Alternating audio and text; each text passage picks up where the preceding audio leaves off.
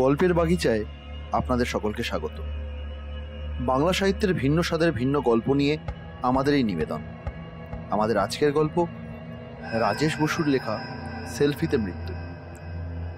গল্প পাঠে তথাগত, সম্রাট ও অগ্নিশ। শব্দগ্রহণ এবং আবহে অগ্নিশ, প্রচার অলঙ্করণে অগ্নিশ। শুরু হচ্ছে আমাদের আজকের গল্প রাজেশ বসুর লেখা সেলফিতে মৃত্যু।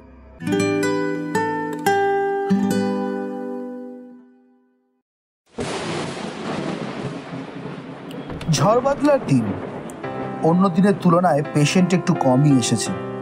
8টা বাজে, উঠবো করছি, এমন সময় আধভেজা হয়ে ছেলেটি এলো। বছর 27-28 বয়স, শ্যামলা একহারা রোগা চেহারা, লম্বাটে মুখ, গরম মোটের ওপর মন্দ না হলেও কৃশতার জন্য কেমন একটা রুগ্ন ভাব। পরনে অন্তত 1 বছরের না কাঁচা জিন্সের ওপর সেই রকমই ময়লা একটা চকরা বকরা টি শার্ট, সেটা আবার উল্টো করে পরা। সরি ডাক্তারবাবু, এইভাবে না এসে উপায় ছিল না, ক্ষমা করবেন। চেয়ারে ধপাস করে বসে পড়ল সে। অগ্রিম অ্যাপয়েন্টমেন্ট ছাড়া রোগী দেখি না আমি, সেটাই জানাবো কিনা ভাবছি, তার আগেই সে আবার বলল, অ্যাপয়েন্টমেন্ট করে আসেনি জানি, তবু যদি দয়া করে একটু আমার কথা শোনেন স্যার। বেশ অনুনয়ের গলায় বলল সে। রাজি হলাম। এমনিতেই সব রোগী আসেনি আজকে। তাছাড়া ছেলেটিকে দেখে একটু কৌতূহলী হচ্ছিল আমার। বেশ কবছর ধরে মনের ব্যামোর চিকিৎসা করছি। মানব মনের রহস্যময়তা যে কতটা জটিল আর বিচিত্র হতে পারে তা বলে শেষ করতে পারবো না। এই একে দেখেই কেমন যেন আগ্রহ তৈরি হচ্ছে। আমার নাম অভি দেবনাথ। অদ্ভুত একটা অভিজ্ঞতা মানে একটা অলৌকিক অবস্থার মধ্যে পড়েছি আমি, তা জানাতেই আসা আমার। উৎকণ্ঠিত গলায় বলল সে। আচরণও খুবই অস্থির। এরকম অবস্থায় রোগীকে ভরসা দিতে হয়। আমি তাই করলাম যথাসাধ্য। ডিস্টেম্পার থেকে জল নিয়ে এসে নিজে হাতে খাওয়ালাম। একটু ধাতস্থ হলো সে। তারপর সে যা বলল তা অবশ্যই বেশ রোমাঞ্চকর, আশ্চর্যও বটে। অভির বয়স যেরকম ভেবেছিলাম তার চেয়ে অনেকটা কম, সবে 21 পেরিয়েছে বলল। জলপাইগুড়ির ছেলে, গড়িয়ার কাছে একটা ইঞ্জিনিয়ারিং কলেজে পড়ে। কলেজের কাছেই একটি 1 বেডরুমের ফ্ল্যাট ভাড়া নিয়ে থাকে।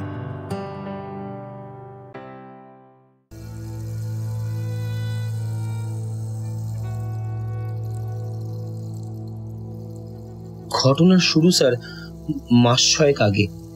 আমার এক মাস্তুতো দাদা আছে, প্রীতম বর্মন, আমাদের উত্তরবঙ্গেরই ছেলে। দাদা হলেও আমার চেয়ে বছর 15 বড়। বিয়ে থা করেনি এখন। প্রীতম দা বলে ডাকি।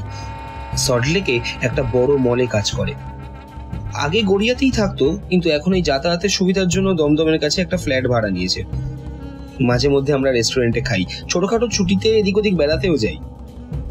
ঘটনা হলো স্যার, এই ফেব্রুয়ারিতে মানে মাস 6 আগে দুজনে গেছিলাম দীঘায়। 2 দিন কাটিয়ে ফিরবো। দেখি প্রীতম দা একটা নতুন স্মার্টফোন নিয়ে এসেছে, বেশ দামি ফোন। বলল, নতুন দেখতে হলেও নতুন না, অনলাইনে কিনেছি, পুরনো রে। দাম যা বললো অবিশ্বাস্য। হতেও পারে, পুরনো জিনিস তো ইন্টারনেটে আজকাল এরকম অনেক কম টম দামে পাওয়া যায়। 2 দিন ধরে প্রচুর ফটো টটোও তোলা হলো, কিন্তু কাণ্ড হলো ফিরে এসে। আমার ফ্ল্যাটে এসেছিল, এটা সেটার পর দীঘার ফটোগুলো ওর ওই মোবাইল থেকে ল্যাপটপে আপলোড করলাম। কিন্তু কি বলবো স্যার, দেখি অন্য সব ছবি ঠিক আছে, কিন্তু আমরা দুজনে মিলে যতগুলো সেলফি তুলেছিলাম একটিও ল্যাপটপে ওঠেনি। ঠিক বললাম না, ওঠেনি মানে আমারগুলো উঠেছে, কিন্তু প্রীতমদার একটা ছবিও নেই। যেন মনে হচ্ছে আমি একাই নিজের ফটো তুলেছি বা কেউ তুলে দিয়েছে। আরো অবাক কাণ্ড, মোবাইলে চেক করতে গিয়ে দেখি একই ব্যাপার, প্রীতমদার ফটোগুলো সেটার থেকেও ভ্যানিশ। অথচ পরিষ্কার মনে আছে ছবিগুলো তোলার পর কতবার করে দেখেছি, কোনো অসঙ্গতি পাইনি। প্রীতমদা বলল, হতে পারে ক্যামেরায় কোথাও গোলমাল আছে হয়তো। বা দেখ মেমোরি কার্ডটাই খারাপ মনে হচ্ছে। যদিও ওর নিজের কাছে এটা আদৌ তেমন যুক্তিগ্রাহ্য বলে মনে হলো না হয়তো। দুজনে মিলে সেলফি তুললাম। আবার প্রীতম দাই তুললো। সত্যি বলতে এই যুগের ছেলে হলেও এইসব সেলফি টেলফি তোলায় আমার একবারে অত আগ্রহ নেই। তাছাড়া স্মার্টফোন আমি ব্যবহার করিও না। মোবাইলের ব্যাপারে বলতে পারেন মধ্যযুগে পড়ে আছি। এই সেলফি টেলফি তোলাও ঠিক মতো আসে না আমার। যাই হোক, কি বলবো, এবারেও আমার ছবি উঠলো কিন্তু প্রীতম দার ছবি নেই। কি অদ্ভুত কাণ্ড! আরো কয়েকবার চেষ্টা করলাম, একই ঘটনা। আমার অস্তিত্বই যে বাদ দিয়ে দিচ্ছে মোবাইলটারে বলে আমাকে বাদ দিয়ে একাই কয়েকটা ছবি তুলল। একই কাণ্ড, ঘরের দৃশ্য উঠলো কিন্তু প্রীতম দা নেই। ওর হাত থেকে মোবাইলটা নিয়ে আমি নিজের সেলফি তুলতে যাচ্ছি, প্রীতম দা মোবাইলটা কেড়ে নিল। বললো, ফেলে দেবো এটারে, ভুতুরে ফোনে এরকম হয় নাকি? বললাম, ফোনটা আমার কাছে থাক, তোমার পুরনো মোবাইলটা তো আছেই। এই কোম্পানির সার্ভিস সেন্টার কলকাতায় আছে, নিয়ে গিয়ে দেখছি প্রবলেমটা কোথায়। যে ওয়েবসাইট মানে যার থেকে এটা কিনেছিলে সেগুলো ডিটেলগুলো দাও দেখি, প্রয়োজন হলে খোঁজ নেব। আর অত ভয় পেও না। শেষ কথাটা বললাম ওর মুখের অবস্থা দেখে। আচমকাই কেমন যেন ফ্যাকাশে হয়ে গিয়েছে। সন্ধে হয়ে গিয়েছিল। কালীঘাট মেট্রো স্টেশন পর্যন্ত পৌঁছে দিয়ে এলাম ওকে।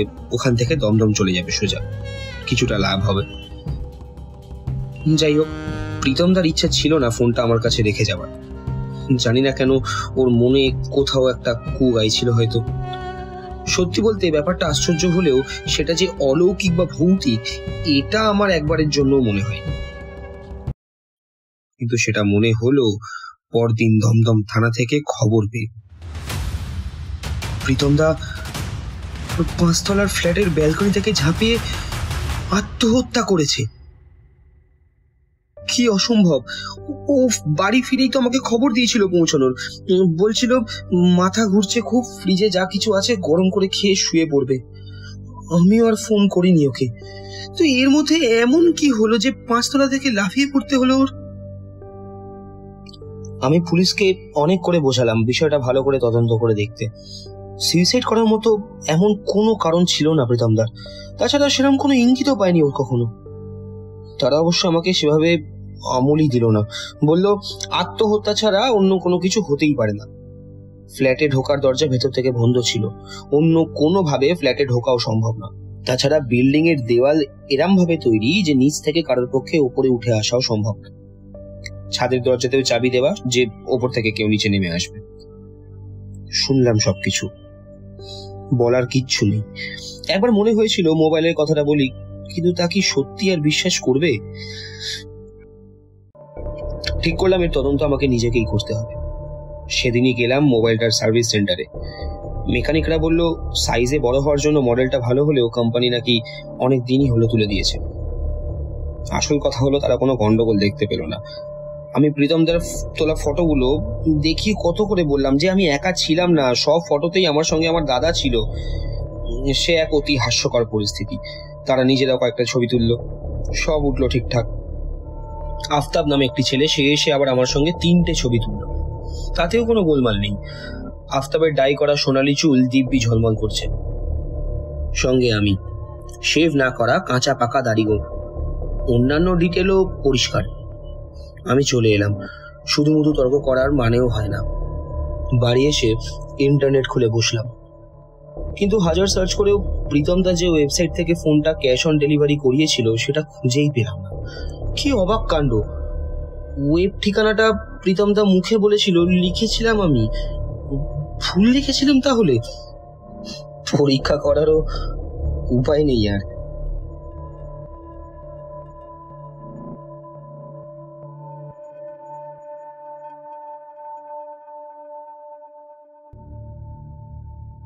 এতটা বলে থামলো অভি।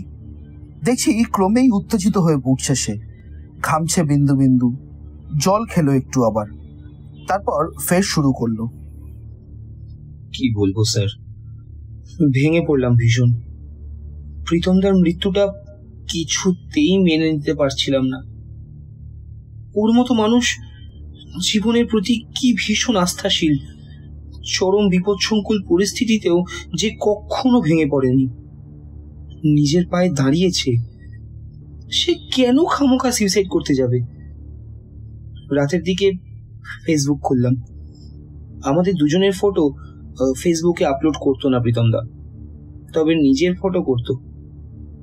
দেখতে দেখতে চোখে জল ভরে গেল। হঠাৎ খেয়াল করলাম প্রীতমদা একটা মেসেজ পাঠিয়ে রেখেছে আমাকে, দেখা হয়নি। খুললাম সঙ্গে সঙ্গে। তোকে ফোনে পাচ্ছি না, খুব ভয় করছে রে। মনে হচ্ছে ঘরের মধ্যে কে যেন রয়েছে, দেখতে পাচ্ছি না কিন্তু কেউ যেন একটা আছে, ছায়ার মতো ঘুরছে আমার সঙ্গে। খুব ভয় করছে রে আমার। বুকটা ধড়াস করে উঠল।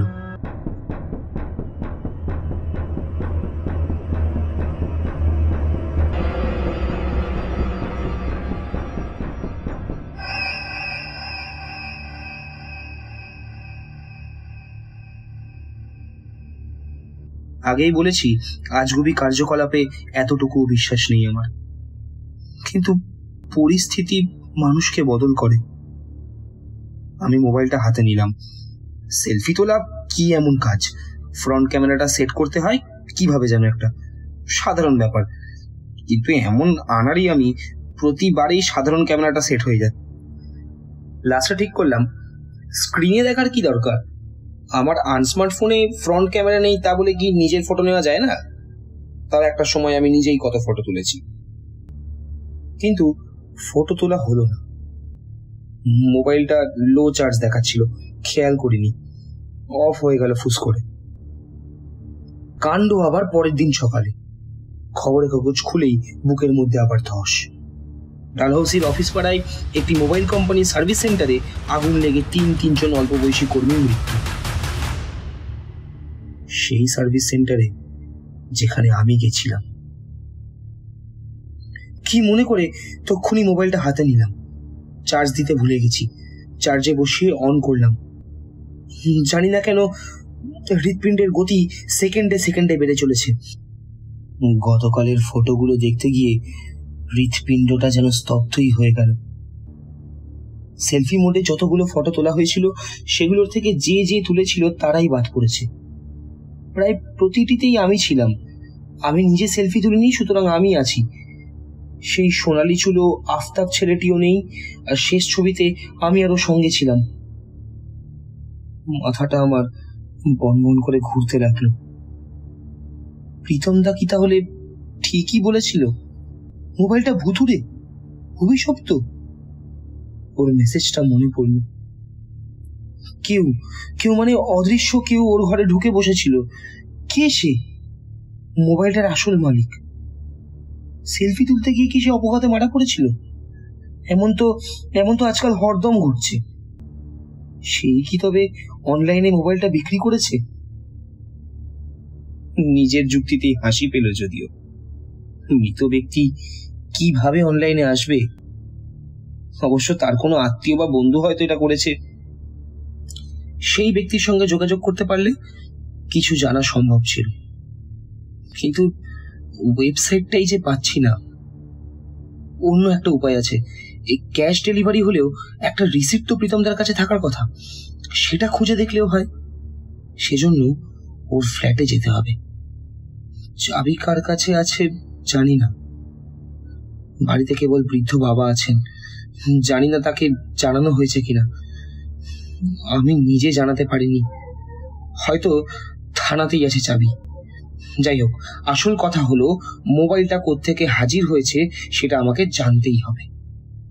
শুধু তাই নয়, আরো ভাবলাম হাতে নাতেও প্রমাণ চাই। সেলফি তুলতে হবে আগে। দেখতে চাই কিভাবে মরি আমি। অদৃশ্য অশরীরীর অস্তিত্বটাও বুঝতে চাই আমি। এই মোবাইলে পুরো চার্জ পর্যন্ত অপেক্ষা সইল না। প্লাগ থেকে খুলে নিয়ে ইচ্ছে মতো নানান রকম পোজে এই 10-12টা ফটো তুললাম। আমার ফ্রন্ট ক্যামেরা সিলেক্ট করাটাও শিখে ফেললাম। আবার থামলো অভি, রুমাল দিয়ে কপালের ঘাম মুছলো। কি হলো, ফটো উঠলো? জিজ্ঞেস করলাম আমি। বেশ গল্প। হ্যাঁ, আবার নাও।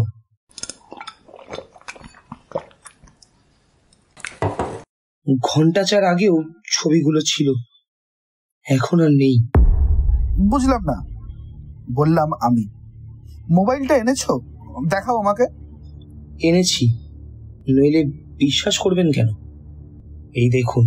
কালো রঙের বড়সড় একটা সেলফোন বের করলো পেছনের পকেট থেকে অভি। সিলেক্ট করে কটা ফটো দেখালো আমাকে। মোটামুটি ছিমছাম সাজানো একটা ফ্ল্যাটের ভিতর, মানুষজন নেই কোনো। আজ সকালে তুলেছিলাম আমার নিজের ফ্ল্যাটে, 4টে নাগাদ সব ভ্যানিশ, দেখতেই পাচ্ছি না। বললাম, পাচ্ছি, কিন্তু এতে বুঝবো কি করে? আমার সামনে তোলো দেখি। মোবাইল তাক করে 3টে অ্যাঙ্গেল থেকে নিজের 3টে সেলফি তুললো অভি। সত্যি আশ্চর্য, আমার চেম্বারে দৃশ্য এসেছে অভি বাদ, মোবাইলে কিছু কারসাজি নেই তো। আমার কথায় সে আরো 2টো ফটো তুললো। এবারেও একই কাণ্ড। বললাম, মোবাইলটা আমার কাছে রেখে যাও, আমার মনে হচ্ছে টেকনিক্যাল কোনো ফল্ট আছে। হেসে উঠল সে, জোরে জোরে মাথা নেড়ে বলল, না ডাক্তারবাবু, কোনো ফল্ট নেই। প্রথমে আমিও তাই ভেবেছিলাম। এ ফোন হলো শয়তানের, আর সে শয়তান আমারও পিছু পিছু ঘুরছে। আচ্ছা, এবার আমি যাই, চিকিৎসার আর আমার দরকার নেই। আচমকাই উঠে পড়ল সে। দরকার না থাকলে এলে কেন তাহলে? না বলে পারলাম না। কেন এলাম সে তো প্রথমেই বলেছিলাম, আমার অভিজ্ঞতার কথা জানাতে। এই বিশ্বব্রহ্মাণ্ডে এমন অনেক কিছু যা আমাদের চিকিৎসা শাস্ত্র জানে না, এ কথা স্পষ্ট করে জানাতে আসতে হলো। কয়েকদিন আগে একটা সেমিনারে ভূত প্রেত অশরীরী এইসব আজগুবি বিশ্বাসের বিপক্ষে কড়া বক্তব্য রেখেছিলাম। ছেলেটি হয়তো সেটাই মানে করছে। এত নাটক করার তাহলে এটাই উদ্দেশ্য। মোবাইলটা আমাকে দাও, দেখি আমার সেলফি ওঠে কিনা। হেসে বললাম আমি। না না স্যার, আপনার কোনো ক্ষতি চাই না আমি। আচ্ছা স্যার, আমি যাই, অনেক সময় নষ্ট করলাম, ক্ষমা করবেন। কথাগুলো বলেই ধাঁ করে উঠে পড়লো অভি দেবনাথ। ফিজের কথাটা মনে থাকলেও আর বললাম না। গল্প তো খারাপ শুনলাম না। ঝটকাটা লাগলো পরের দিন পেপার দেখতে গিয়ে। রবীন্দ্র সরোবর মেট্রো স্টেশনে আবার একটি তরুণের প্রাণহানি। গতকাল বিকেলের ঘটনা। মৃতের নাম অভি দেবনাথ। অভি দেবনাথ?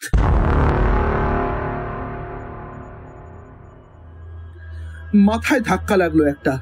খবরটা খুঁটিয়ে পড়লাম। ঠিকই, ওই নামই তো লিখেছে বটে।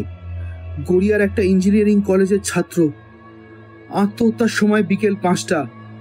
খবরে লিখেছে ট্রেন প্ল্যাটফর্মে ঢোকার সময় ছেলেটি নাকি আচমকায় বিপজ্জনকভাবে মোবাইল নিয়ে ফটো তুলতে গিয়েছিল।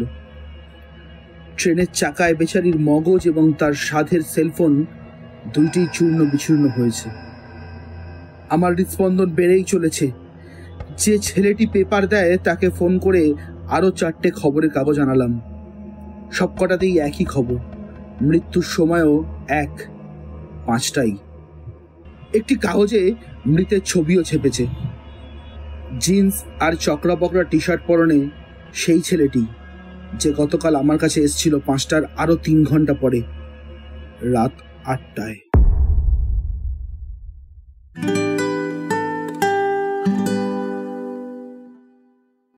এতক্ষণ শুনলেন রাজেশ বসুর লেখা সেলফিতে মৃত্যু। গল্প পাঠে তথাগত, সম্রাট ও অগ্নিশ। শব্দগ্রহণ এবং আবহে অগ্নিশ, প্রচার অলঙ্করণে অগ্নিশ। আপনাদের সকলকে অনেক ধন্যবাদ আমাদের গল্পের বাগিচার পাশে থাকার জন্য। আজকের গল্পটি কেমন লাগলো আমাদের কমেন্ট করে জানাবেন অবশ্যই। আগামী সপ্তাহে আবার নতুন একটি গল্প নিয়ে আমরা আসব, তাই আমাদের চ্যানেলটিকে সাবস্ক্রাইব করে দেবেন এবং বেল আইকনটি অন করে দেবেন, যাতে প্রতি সপ্তাহে নতুন গল্পগুলি নোটিফিকেশনে আপনারা সবার আগে পেয়ে যান। ততদিন ভালো থাকবেন, সুস্থ থাকবেন আর সকলকে ভালো রাখবেন। নমস্কার।